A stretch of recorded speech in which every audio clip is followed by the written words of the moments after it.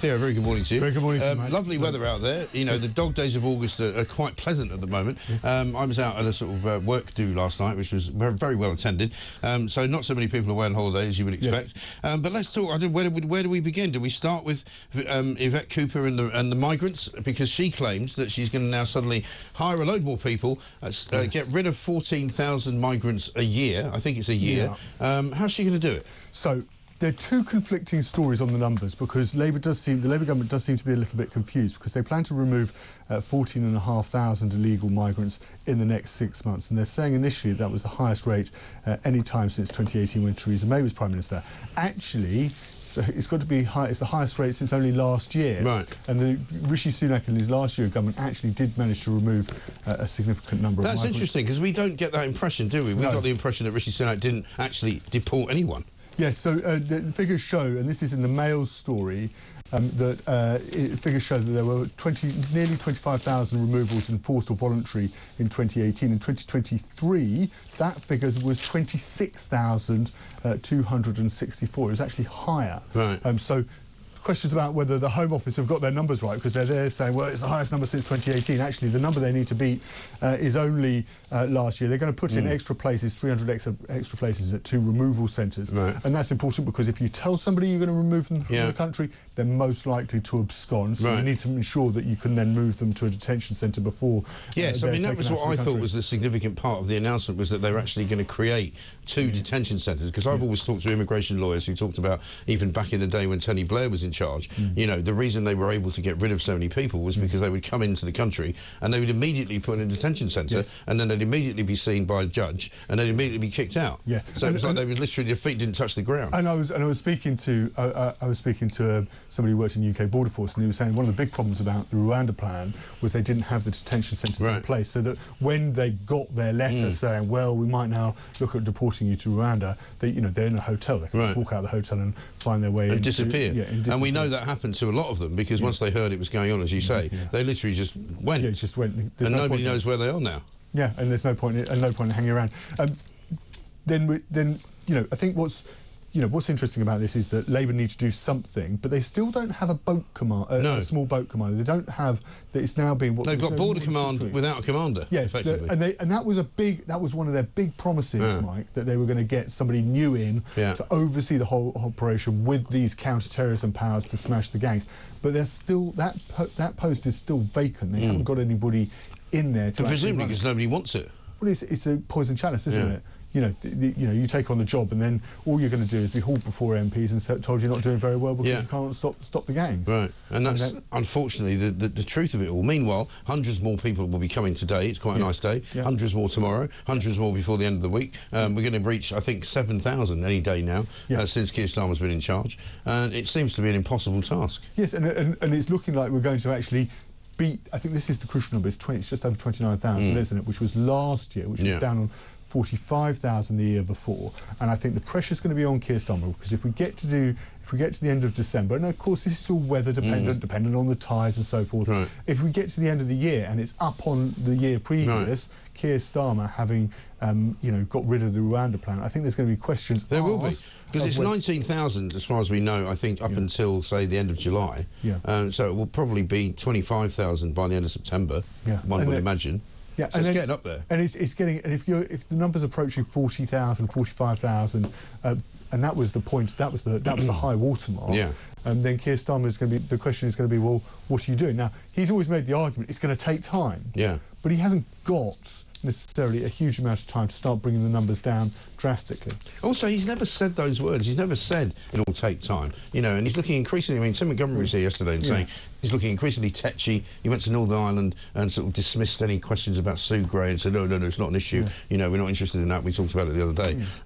He doesn't look like a man that's got a lot of patience at the moment, and he's never said this will take time. He basically campaigned on the we will stop the boats, we will smash the gangs, we will make a completely different approach to the one the Tories have had for the last 5 years, and we will fix it. He's not doing it. Yes, sorry, I should clarify. You're quite right to point that out, Mike. It's number 10 is saying it's going to take it. They're making the point that actually this is something that can't be fixed. But Keir Starmer, you're right. He's looking a little bit. He's looking tired. Yeah. He's looking a bit tetchy. He's had the riots. the narrative seems to be slipping away from him. He had that good first couple of weeks. You can't deny it. He was back to parity in the opinion polls because he was never that popular during the general election campaign. But what happened in the north of England and across the country, in fact, with the riots, has ended that honeymoon. Yeah. And now he's doing the nitty-gritty of the job. He said this week he's not going to be taking a holiday during the rest of the summer. He may take a couple of days at the end of the year. And the difficult questions are starting to come. Right. And I think as the year goes on and as we get towards the budget, it's not going... when you're a new government and you're riding high and you've won that big majority, there's a sort of aura that means that these stories sort of brush off you, they bounce off you, they don't particularly matter, and you can sort of ride them out. And it just feels like the varnish, I guess, is starting to rub off a little bit. That he doesn't. He's losing. I mean, if he was a football manager, you'd say he's lost the dressing room because of course, he's going to be supported by the people around him, unless you're Sue Gray, who apparently is not supporting him. But I mean, even in the Mail today, in page 2, most people are against Rachel Reeve's plan to strip millions of pensioners of their winter fuel payments, according to a new poll by YouGov. 2,100 people polled by YouGov say basically 59% oppose the policy, only 28% are in favour, and that means even those people who you see on sort of social media saying, oh, well, most pensioners are well off, they don't need this winter fuel allowance. People see this as a cruel and nasty, ideological removal of money from people who have paid into a system all their lives and who just need to be looked after. The numbers are...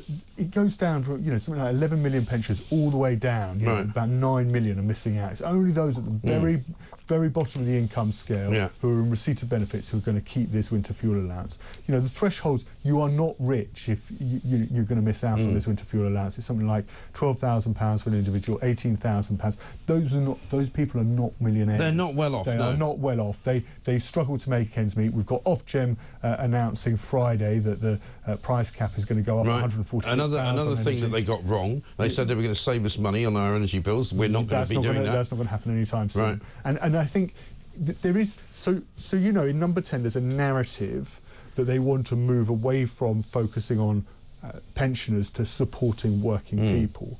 But you can only move the pendulum so far. Right. But now we've got a new definition of working people. It's basically anyone in a union, isn't it? It's not actually, and instead of what they used to say, which was, people who work for a living who don't really have any savings, what they should have said is anybody who's in a trade union will get a massive bumper pay rise. Everybody else will get stooped. And it's not just about the pay rises. If you look at the page 2 of the Daily Telegraph, it's about this holiday.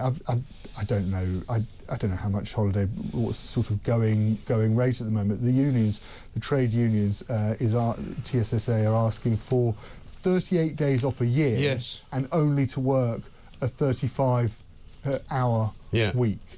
I mean, that's to be fair, that's probably more than ASLEF have got. They only do a 4-day week. But the point is, the point is, Mike, we need productivity to increase. Yes. If we want to get economic growth, we need people to be working reasonably hard. Yeah. And I would question whether a 35-hour week and 38 days off a year.